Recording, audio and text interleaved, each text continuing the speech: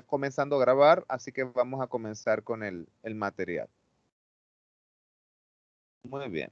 Buenos días entonces, chicos. Entonces este material habla de la unidad número 1 y sirve como una introducción. Se llama de las tablillas y papiros a la imprenta. Introducción, rasgos generales y términos básicos. ¿Ok? La primera parte o la primera diapositiva nos habla de la invención de la escritura y el libro. Bueno, estos son rasgos como muy generales. Fíjense lo que dice. La lengua oral existía previamente y surgió mucho antes que la escritura. Eso resulta obvio, ¿no? En nuestros días pensamos que es algo obvio. Es posible que la lengua oral apareció de forma simultánea al desarrollo del conocimiento, el pensamiento abstracto y la especie humana. Hay muchas hipótesis acerca de la creación, el origen de la lengua, ¿no? Del lenguaje humano, del lenguaje verbal articulado, pero son solamente hipótesis, porque nadie sabe con seguridad de dónde surgió las lenguas y el lenguaje humano. Nos dice también el acontecimiento que distinguió a los primeros humanos de sus ancestros directos no fue la creación de herramientas, sino el uso de una comunicación oral rudimentaria. Básicamente, las distintas hipótesis de antropólogos, etnólogos, hablan de eso, ¿no? De que de que digamos, la primera técnica o la primera invención que hizo que nos distinguiéramos de los primates, que son nuestros ancestros y nuestros primos, fue precisamente esa comunicación oral rudimentaria que posiblemente tuvo que ver con el inicio de- del ser humano, ¿no? Y también, por supuesto, de la capacidad de expresarse. Muy bien, si tienen alguna duda podemos parar, ¿ok? Aquí en la segunda dice, la invención de la escritura y el libro. Bueno, es lo mismo, la creación y transferencia de información, ideas y conceptos complejos de un individuo a otro o a un grupo fue la adaptación evolutiva más provechosa para la conservación de las especies. Entonces, el ejemplo que nos ofrece acá, del cual también nos habla Hipólito Escolar en el capítulo que debíamos leer para hoy, las pinturas rupestres o también llamadas petrogramas en cuevas de hace 25.000 o 30.000 años antes de Cristo son precursores de la escritura y su sentido, ya sea para señalar al grupo los medios de vida disponibles o ya sea que tuvieran un sentido mágico ritual, aún se discute hoy, ¿no? El sentido que tienen estas pinturas rupestres o estos petrogramas de, de, que están repartidos en muchas partes del mundo, entre esos Francia, España y en muchos otros lugares. Ok. La otra diapositiva que aparece acá en el material dice, bueno, la aparición de la escritura parece coincidir con la transición de las sociedades de cazadores-recolectores a los campamentos agrarios más sedentarios, cuando se hizo necesario contar y cuidar la propiedad propia, ya fueran parcelas de tierra, animales o medidas de grano, o transferir esa propiedad a otro individuo o a otro asentamiento. Los antecedentes de la escritura fueron las fichas para contar o tokens, halladas aproximadamente en el año 8000 antes de nuestra era, durante la civilización sumeria. Entonces, estas fichas de arcilla, tarjas, las tarjas eran como unas especies de filamentos eran de origen vegetal y los tokens que eran de arcilla propiamente podían tener de 1 a 2 centímetros de tamaño y podían ser de varias formas, cónicas, cilíndricas, esféricas o discos planos con forma de animales, etc. Estas formas específicamente estaban hechas de arcilla, el soporte era la arcilla, y pues como pueden ver en esa foto que aparece allí, solamente tenían algunas señalizaciones, muescas o algún tipo de marca que las distinguía. Y los usos de estos elementos era solamente para llevar cuentas, para recordar las cuentas que había que saldar. De la ficha a la tablilla, ¿no? Aproximadamente durante el tercer milenio antes de Cristo, fueron encontradas las primeras muestras de escritura en un lugar llamado Uruk, una antigua ciudad ubicada en los territorios del actual Irak. Estas tablillas consisten están hechas de arcilla y tienen marcas y muescas. Algunas de las características de estas tablillas eran, por ejemplo, la brevedad. ¿sí? Las obras más largas serían en la actualidad simples folletos. La escasez, es decir, no eran demasiadas porque también había un grupo específico. Si leyeron a Hipólito Escolar, él nos explica que los que se encargaban de llevar, digamos, en el grupo social en donde se emplearon estos instrumentos, estos soportes para comunicarse, eran grupos que se dedicaban al comercio. Y ellos empezaron a usar estas tablillas precisamente para recordar las cuentas, para recordar a quién había que pagarle, qué se había vendido, cómo y cuánto. Y por eso, si ustedes observan la imagen de estas tablillas, eran sumamente ideográficas. Había poca circulación, pues no había comercio de tablillas, obviamente. Tampoco había, otra característica de estos elementos es que eran anónimas, no figura por ningún lado el nombre del escriba, del copista, o de la persona que graficaba con un punzón o con algún objeto afilado estas figuras en la arcilla. Y había una gran variedad de temas. Principalmente los temas que predominaban con respecto a las tablillas de arcilla eran los temas administrativos y económicos. Pero también se han conservado algunos que tienen relación con temas religiosos, temas épicos, históricos, jurídicos, y pues se daba mayor importancia a los valores sociales que a los literarios. Pues la función básicamente de estas tablillas era transmitir un mensaje, no era una función de crear o de lo que podemos entender nosotros ahora como crear literatura o crear un objeto literario. Muy bien. En el caso, lo siguiente dice acá que es la invención de la escritura y el libro. Aquí tienes, estas son, por ejemplo, lo que dice Hipólito Escolar acerca de los beneficios que trajo la creación de la escritura y el libro para los seres humanos. Son unos beneficios como muy generales, ¿no? Él dice que, bueno, aumenta la capacidad de la memoria humana, desarrolla la comunicación interpersonal en el tiempo y el espacio, facilita el intercambio de información sobre lo útil y provechoso, acentúa el carácter social de los seres humanos. Esto es muy importante porque según lo que este señor plantea y lo que otros autores han dicho, la idea de sociedad fue lo que de alguna forma originó. Es decir, la idea de que los grupos humanos pudieran unirse, pudieran complejizarse, pudieran crear centros urbanos, fue lo que realmente motivó la posibilidad de la creación de la escritura según Hipólito Escolar y otros autores. Entonces, incrementa el bagaje intelectual de los seres humanos, habilitándoles para establecer relaciones entre los fenómenos y las cosas. Seguimos hablando de los beneficios de la creación de la escritura. Permite conocer y explicar los hechos y fenómenos y potencia el pensamiento y la capacidad discursiva que le han servido a la especie humana para dominar la naturaleza y explotarla en provecho propio. ¿Quieren agregar algo?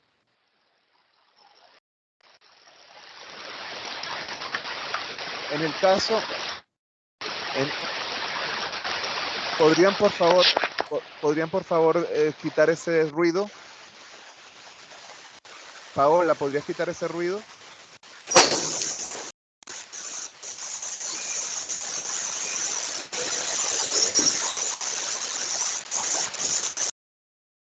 Ok, vamos a continuar. Entonces, en el caso del Antiguo Egipto aparece algo que se llama el rollo de papiro, ¿no?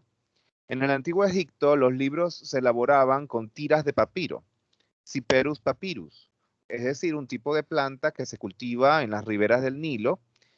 Al rollo se le llamó en latín volumen o liber, y el papiro griego más antiguo que se conoce es del siglo IV antes de Cristo. Para la confección de libros se sacaban tiras de esta planta y se dejaban secar para luego pegarse y enrollarse. De allí proviene el nombre de rollo de papiro. Entonces, la creación, pues, o la creación de lo que es propiamente el papiro y la tecnología que implicó su fabricación, pues se lo debemos a los egipcios. Vamos a continuar con la siguiente. si no hay ninguna pregunta, si no hay ninguna observación. Profe, Dígame. a mí me gustó, o sea, me llamó la atención cuando habla de que yo creo que ya es finalizando la primera lectura, que dice algo así como que una de las razones porque también se creó o se trató pues de que hubiera la creación de la escritura es por los religiosos en cuanto a que los feligreses, o sea, tuvieran conexión o se quedara en el tiempo lo que eran los cantos, ¿no? Ya le voy a decir, por aquí lo tengo escrito. Ajá, aquí dice, entre los textos más antiguos están los religiosos, que hace pensar que la escritura nació para conservar cantos e himnos rituales que eran entonados por los pueblos en las festividades. O sea, como si hubo esa necesidad, pues entre tantas cosas, hubo esa necesidad de dejar plasmado eso y bueno, eso motivó o impulsó a de que la escritura, o sea, era importante, pues, que se dejara en el transcurso del tiempo, aunque lo oral siempre iba a prevalecer.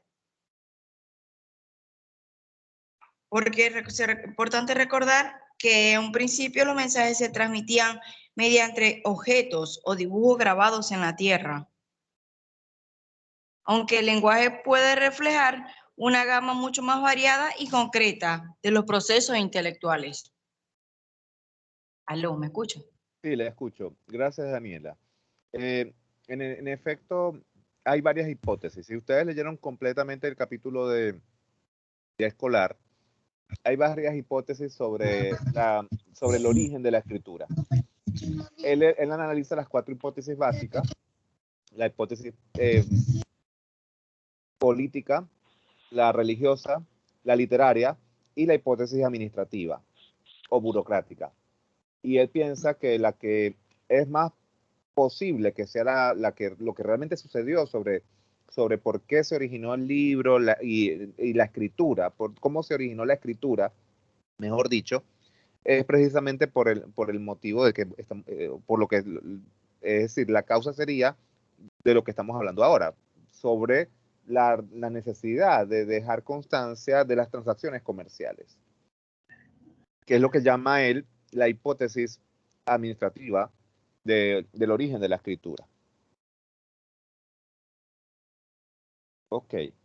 En el Antiguo Egipto, con el rollo de papiro, que tienen un ejemplo que aparece en internet, este se llama rollo de los Salmos, es uno de los rollos del Mar Muerto. Aproximadamente está datado para el año 100 antes de Cristo. El soporte que se usó fue el pergamino, que era la piel de becerro trabajada y curada para hacer estos rollos donde se escribía los escribas registraban allí todos los hechos o los acontecimientos más importantes del Antiguo Egipto.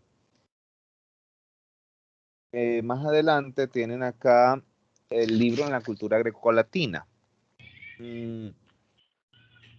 Una de las cosas de lo que nos habla en este momento histórico es que en ese momento se creó el códice. Aproximadamente apareció durante los siglos primero o segundo de nuestra era, pero realmente la fecha está más, digamos, la que está más aceptada es a partir del siglo IV, cuando se hizo más generalizable. Durante varios siglos, códice y el rollo de papiro convivieron en el mismo tiempo, pues estuvieron al mismo tiempo usándose en en los distintos lugares, en las academias, en las bibliotecas que existían en la antigua Grecia y luego en Roma. El códice era una especie de cuadernillo con hojas hechas de madera que estaban cubiertas de cera. En él se podía escribir con algún objeto afilado y también se podía borrar si era necesario. Algunas de las innovaciones introducidas por el códice, ¿cuáles fueron? Bueno, se introdujo, ahí hay un error, el texto paginado, la introducción del texto paginado, También aparece, la página permite la localización de los fragmentos del texto. Aparece la foliación o la división interna en folios. Se emplea la encuadernación, lo que permite mayor duración y protección del soporte. Y facilitó también el almacenaje, el manejo y el transporte de estos códices. Eso se facilitó la tarea de manejar, almacenar y transportarlos y de usarlos, ¿ok? Es decir, manejarlos. Aquí tienen un ejemplo del códex o códice Glacier de los siglos 4 y 5. Obviamente esto es un resumen muy general. Tienen acá, estos son otros datos referidos a, o que están referidos en el texto, narrados en el texto de Hipólito Escolar. Él habla, como ustedes leyeron ya y han comentado, que el texto prehistórico era principalmente de naturaleza oral. Y nos dice que en Egipto y Mesopotamia los signos y poemas se transmitían vía oral y se transcribieron tardíamente. La escritura vino mucho después. Lo importante era transmitir todo de forma oral, de generación en generación. Nos dice Hipólito Escolar que es muy posible que los textos se transcribieron solamente para enseñarle a los alumnos a escribir. Es decir, en las prácticas propiamente de enseñanza fue que se usó la escritura. No estaban pensados para transmitir al grupo o de una generación a otra, ¿no? Sino que estaban pensados para que la gente o los alumnos pudieran aprender a escribir. La transcripción de los textos orales se realizó para facilitar la memoria o como material auxiliar de la enseñanza. Siempre estuvo sujeto la escritura a la enseñanza. Igual nos dice Escolar que en la antigua Grecia los raxodas transmitían los poemas homéricos, la Ilíada y la Odisea, de forma oral. Estas obras fueron transcritas cientos de años después de su creación. Ok. Es posible que Homero fuera uno de los primeros en usar el sistema alfabético de escritura para fijar la forma definitiva de sus dos principales poemas. Sí, es posible, porque precisamente con la creación del alfabeto, que sucedió en Grecia, pues es posible que él haya llevado a cabo esa tarea, pues de transformar todo aquello que se decía de sus poemas y que era más importante lo que hacían los rapsodas de recitarlos o lo que hacían en el caso de los poetas trágicos, los actores de representarlo, que la propia noción de autor. Es decir, eran más importantes los intérpretes que los autores, hasta cierto punto. También otra de las ideas que nos ofrece Hipólito Escolar son, por ejemplo, en estos textos prehistóricos de naturaleza oral, bueno, él nos habla de algunos ejemplos más, donde también prevalecía lo oral, como por ejemplo la poesía preislámica, también fue transmitida inicialmente oral, de forma oral, y mucho tiempo después fue que con la creación del alifato o alfabeto árabe se transcribiría, ¿no? En la Europa medieval, los cantares de gesta igualmente se difundieron oralmente. Eran cantados o recitados por los juglares en las lenguas vernáculas. La escritura estaba reservada solo para el latín y para los servicios, ¿no? Para los servicios eclesiásticos. La preeminencia de la oralidad sobre la escritura en la antigüedad se vio reflejada en la práctica de la lectura en voz alta. Esto lo dijeron ustedes al principio, lo dijo Stephanie. Sí, la lectura en alta voz, es decir, la forma de leer en el tiempo, en la era antigua e incluso durante muchos siglos en la época grecolatina, fue básicamente una lectura en alta voz o en voz alta. Pues a pesar de que el autor podía estar escribiendo o podía estar dictando su obra a un amanuense, a un escriba especializado en escribir este tipo de cosas, la transmisión a otros se hacía siempre oralmente. Entonces los receptores más que lectores eran oyentes, pues la información les llegaba por los oídos. Esto es interesante porque la relación que tenía las personas comunes y corrientes con respecto a al mensaje que estaba cifrado en, en las historias y en las leyendas, en los mitos que estos rapsodas comentaban o que recitaban públicamente, esa relación basada en la escucha más que en la lectura, pues obviamente implicaba prácticas sociales completamente diferentes a las que se instauran cuando entra la escritura, ¿sí? La forma de entender o de manipular o interactuar con los mensajes, Ay, ya. los mensajes, eh, digamos, no son escritos, los mensajes transmitidos era completamente diferente a las que se podía establecer con mensajes escritos. Esta anécdota también nos la cuenta Escolar. Es muy conocida la reticencia de Sócrates y Platón sobre la escritura. La educación que recibían los jóvenes los orientaba a la oratoria, no a la escritura. Sí, en efecto, hay muchas pruebas de eso, incluso una de las pruebas más evidentes es la propia obra de Sócrates. ¿Dónde está? Era solamente transmitida oralmente, no dejó nada escrito, sino lo que conocemos de Sócrates es solamente a partir de su discípulo Platón, de lo que Platón escribió. Ok, aquí seguimos con la secuencia pasando ese inciso de Escolar, aquí seguimos con la secuencia con las eras históricas, pues, o los momentos históricos de aparición del libro. Cuidado con ese ruido, por favor. El libro en la Edad Media. Profe, me gustaría hacer como un inciso. Dígalo. Ahí cuando dice que Sócrates no tiene mayores escritos así, sería por eso, precisamente por la repugnancia que él sentía, y Platón se debió a que solo vieron que el libro era un sustituto mecánico del profesor. ¿Será que se debía a eso? Sí, en efecto, ellos desconfiaban de la tecnología que implicaba la escritura. No el libro, sino la escritura. La escritura, Ellos, sí. ellos, ellos sintieron reticencia, sospecha, porque era una tecnología que para ellos iba de alguna manera a medrar o a cuestionar la figura propia del profesor, del docente, del tutor. Entonces, porque para ellos era muy importante en las ciudades de estado griegas, pues tener el control de qué era lo que los jóvenes de familias pudientes estaban aprendiendo. Y porque estos jóvenes de familias pudientes iban a ser los próximos gobernantes. Entonces, para ellos era muy importante pues tener control sobre cómo iban a formarse y educarse estos jóvenes, eh, de familias, de buenas familias, pues de familias pudientes.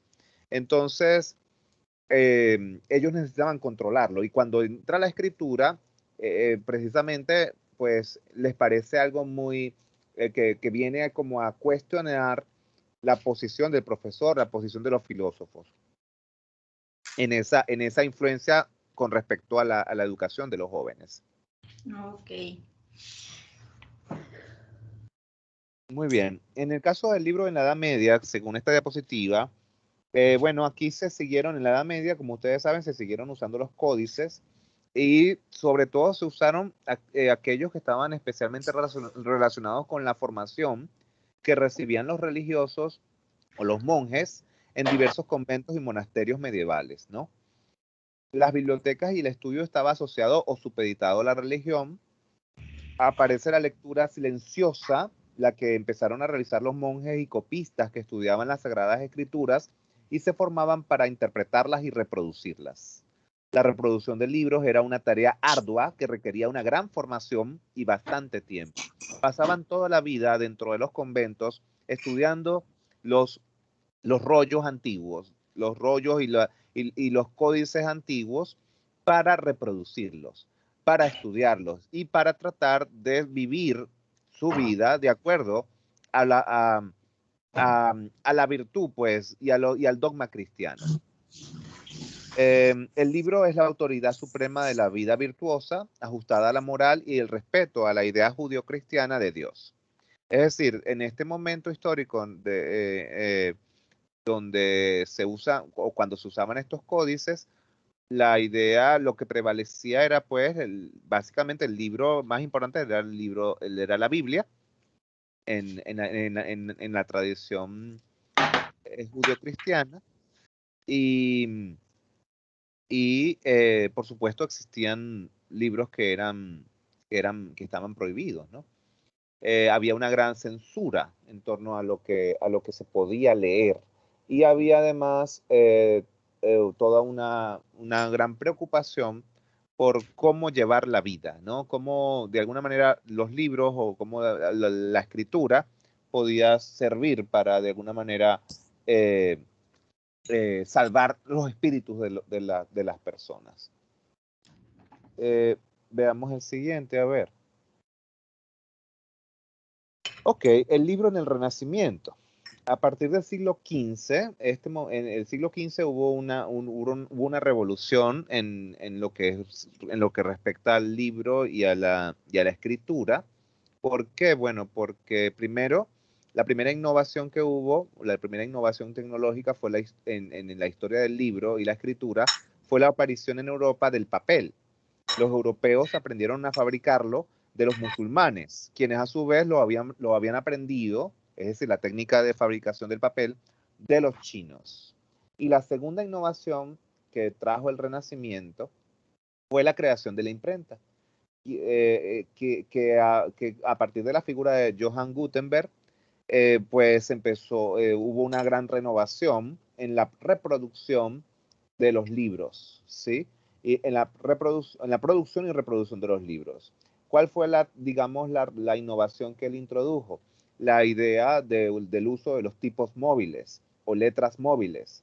Ese uso de letras móviles dio la posibilidad de reproducir los libros de forma fidedigna y mucho más fácilmente a como lo hacían en la Edad Media los monjes en los monasterios. Porque una de las cosas que hacían los monjes en los monasterios era precisamente reproducir textos. Ellos tomaban los rollos de la antigüedad o tomaban los códices antiguos y los reproducían y los ilustraban. Bueno, ellos no se llamaba ilustración, se llamaba iluminismo. Los iluminaban, que era la técnica que usaban en la Edad Media. ¿Qué pasa? Con esas técnicas usadas en la Edad Media, al llegar al Renacimiento con la imprenta, hay una renovación y el proceso de fabricación o construcción de un libro y su reproducción y reproducción se hace mucho más sencilla, mucho más mecánica y mucho más rápida. Y entonces, por eso esto significó una gran revolución para el mundo de la escritura y de la historia del libro. El primer libro editado, nos dice aquí el material, fue la Biblia de Gutenberg, que fue hecha en 1456. Y bueno, toda esta renovación facilitó la creación de múltiples copias a partir de un original. En la imagen que tienen allí es una pintura de esa época, de unos 30, 40 años después, en donde muestra una de esas primeras imprentas en donde se producían y reproducían estos libros. Hay que entender que el códice inventado por los griegos y hecho con el soporte que se usó, que fue, primero se usó el papiro, pero después se usó el pergamino, se usaron fibras vegetales, se usaron distintos tipos de materiales que sirvieron para crear estos soportes de la escritura. Ese códice inventado en la época griega tiene mucho que ver con el libro actual, porque prácticamente tenían la misma forma que el libro que tenemos ahora. Por supuesto, ¿no? Ahora tenemos libros, y en la época del Renacimiento eran libros que estaban basados en esos códices. Es decir, libros que estaban encuadernados, que estaban formados con papel. Entonces, nuestra idea del libro es deudora totalmente de la idea de los códices.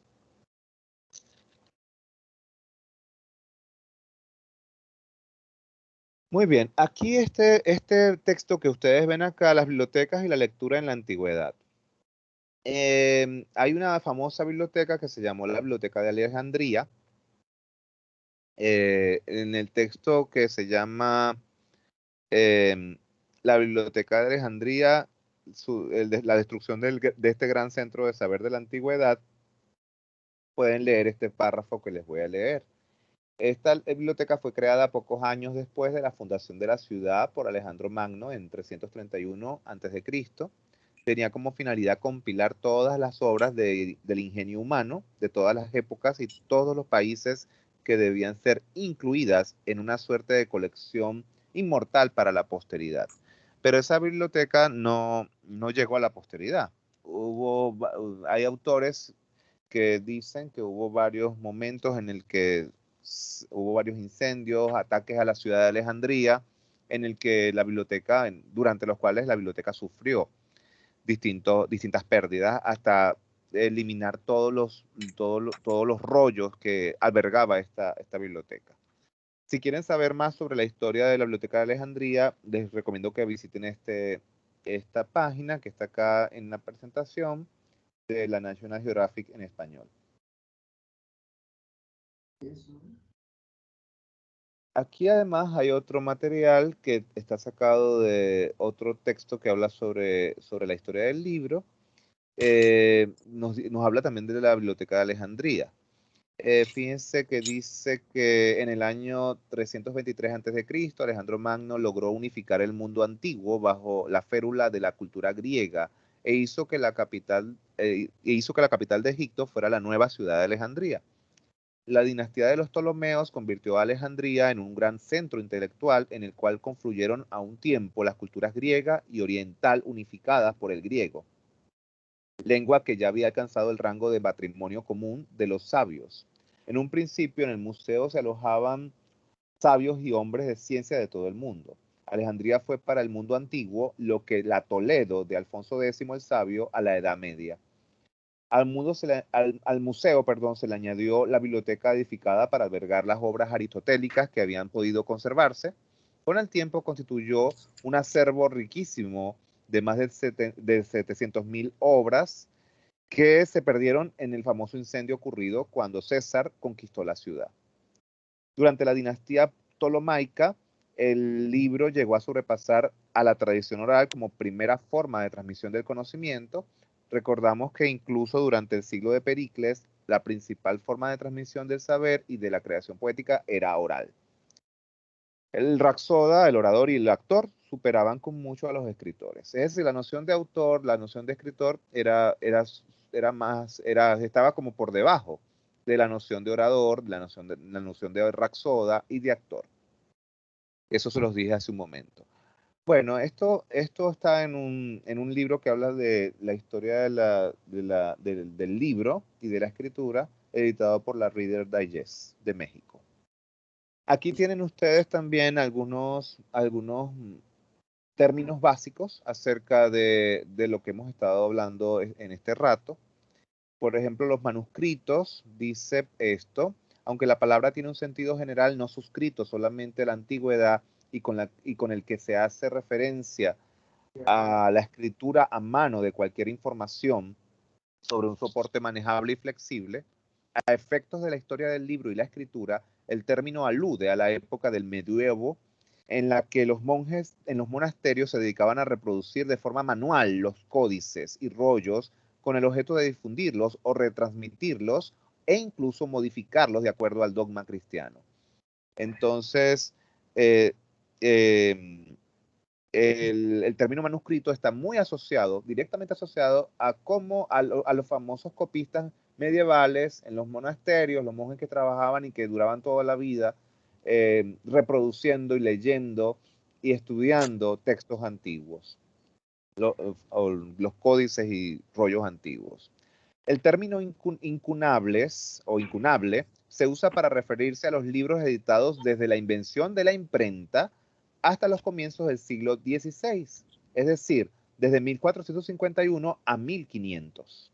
Su fabricación se realizaba con un papel de mucho cuerpo y de tinte amarillento. Eran los incunables. Entonces, esos fueron los primeros libros que editaron las distintas imprentas que se crearon en Europa durante ese siglo. En el caso de la imprenta, bueno, es la técnica de reproducción mediante tipos o letras que se fijaban en una galera para facilitar la impresión efectiva de caracteres y palabras sobre papel. Significó una revolución en la historia del libro, la lectura y la escritura. Bueno, esos básicamente son algunos términos básicos que aparecen acá. Y vamos a ver lo siguiente. Tenemos también el libro precolombino, ¿no?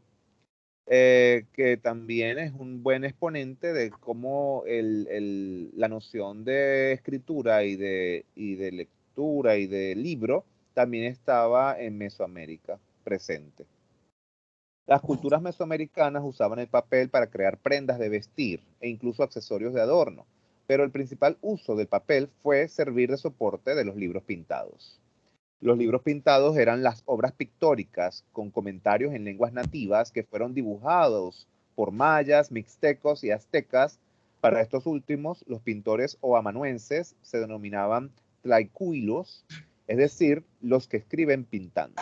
Aquí tienen ustedes una imagen del Códice Mendoza con la famosa águila y el famoso nopal, que forman parte de la simbología actual de la bandera de México, y que en este códice señala el origen de los aztecas y cómo fue que ellos se aposentaron por primera vez sobre el lago Texcoco en el Valle de Anahuac, en lo que actualmente es Ciudad de México.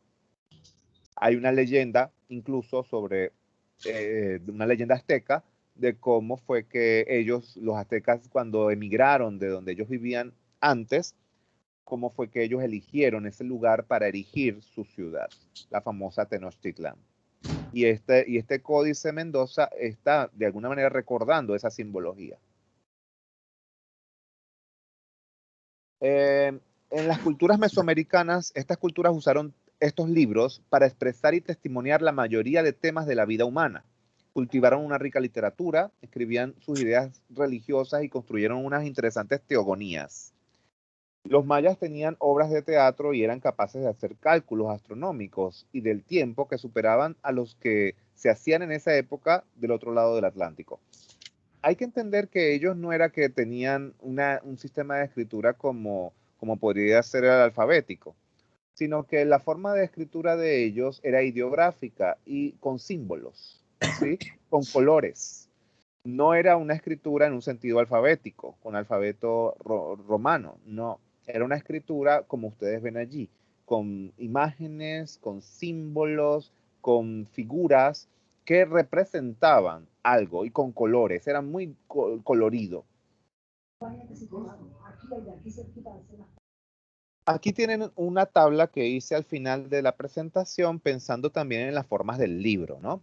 Es decir, la forma, la tablilla, el material o soporte fue la arcilla, lo que se usó para hacer las tablillas, la época del tercer milenio antes de Cristo, el instrumento de fijación que se usó, se hicieron incisiones con instrumentos afilados para hacer esas muescas y esas marcas en las tablillas. Y los usos, por favor, Daniela, apaga el micrófono porque sale la voz. Y los usos fueron administrativos y económicos, principalmente con las tablillas de arcilla en el tercer milenio antes de Cristo. En el caso del rollo de papiro, el material o soporte fue el Cyperus papyrus, la planta que se cultivaba en el Nilo. El instrumento de fijación fue el stylus, estilo o estilete y tinta, diferentes tintas minerales y vegetales que usaron los egipcios. Y estaban relacionados también con usos rituales, económicos, educativos e históricos. Aproximadamente la época 2600-2350 a.C., el rollo de papiro.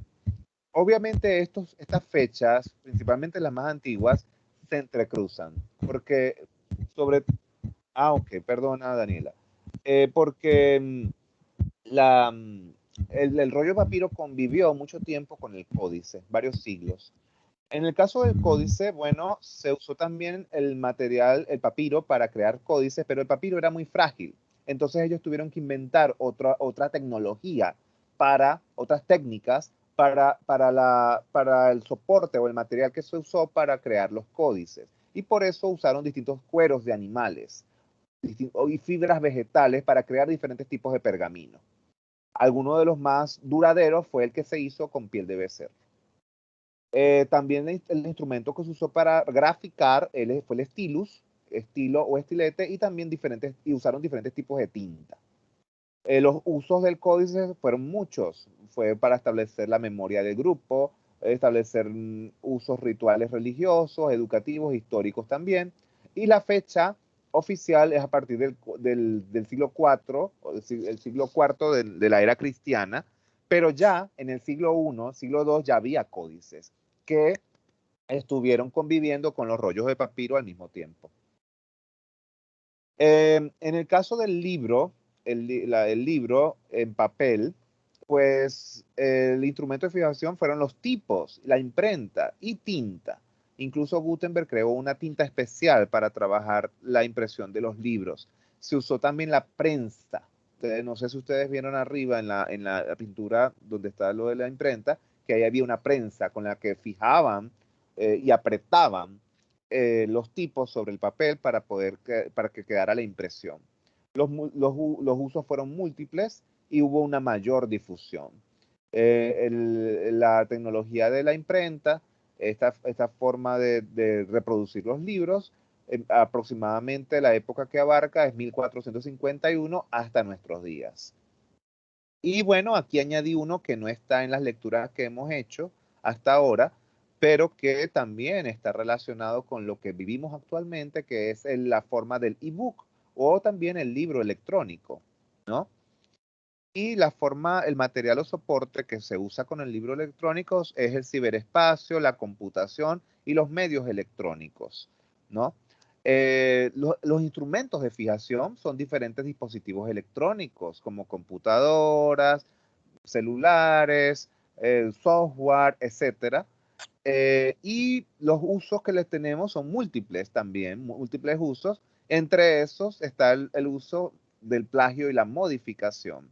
Una de las cosas que ha supuesto la creación del ebook o libro electrónico ha sido precisamente la modificación de los textos a nuestro antojo.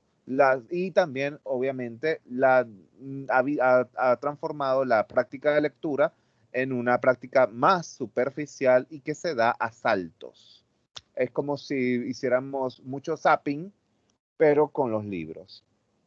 Aproximadamente la creación del libro electrónico data con la creación de Internet, 1990 aproximadamente, 2021, que todavía estamos en esa misma época.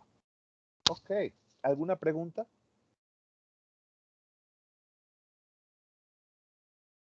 ¿Alguna pregunta? ¿Están allí? Todo bien hasta ahora. ¿Quién habló? Sí, profe, activo aquí escuchando y leyendo lo que usted nos va a ir explicando. Ok, muy bien. Perdón, aquí tenemos ahora en esta diapositiva número 21 la actividad de aula de hoy. Esto es una actividad que van a hacer hoy durante la lección que tenemos ahora. Entonces dice así: tras la lectura del capítulo de escolar y la observación de las diapositivas anteriores, reflexiona con tus palabras sobre las siguientes preguntas. Aquí hay aproximadamente unas 10 preguntas. En la siguiente diapositiva hay otras 10, son 20. Y en la tercera hay otras 11, son 31. Y en la última hay 5. En total son unas 35 preguntas. ¿Qué van a hacer, chicos, con estas preguntas? Bueno, la idea de hacer esta actividad de aula es hacerla en vivo, ahora mismo. Y es conversar sobre algunas de las preguntas que aparecen acá. Y posteriormente, para la próxima vez que nos veamos, van a tener que entregarlas por escrito. Es decir, en un documento Word con las respuestas a estas preguntas. Pero ahora mismo solamente van a escoger algunas, pueden ser 5 o 6 preguntas, para conversar. Cada uno de ustedes van a conversar sobre estas preguntas, porque si leyeron a Hipólito Escolar, pueden responder algunas de estas preguntas. Esa es la primera actividad de hoy. ¿Alguna pregunta? No, profesor, disculpe. No me llegó el correo. No lo quise interrumpir. ¿Quién me habla? Perdón, que no veo. Ya va. Marcelo. Habla Marcelo. Ok, vamos a revisar a ver dónde está tu correo. Voy a detener el video porque ya paramos de ver la presentación esta, así que vamos a pararlo, ¿ok?